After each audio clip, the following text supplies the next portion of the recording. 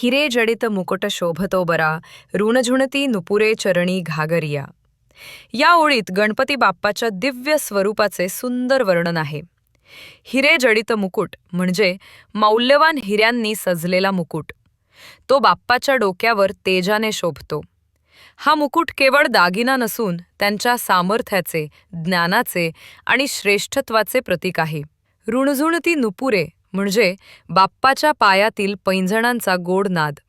घागरिया म्हणजे पैंजणातील लहान घुंगरू जे चालताना मधुर आवाज करतात. हा स्वर भक्ताच्या मनाला प्रसन्न करतो आणि देवाच्या आगमनाची जाणीव करून देतो. या अलंकारिक वर्णनातून भक्ताला असा संदेश मिळतो की जिथे गणपतीचे पाऊल पडते तिथे मंगल, शांती आणि आनंद नांदतो. मुकुट त्यांच्या तेजस्वी स्वरूपाचे प्रतीक आहे, तर नुपुरांचा नाद भक्ताला त्यांच्या उपस्थितीचा अनुभव देतो. या ओळीतून बाप्पाचे दैवी सौंदर्य, तेज आणि मंगलमय स्वरूप स्पष्ट दिसते.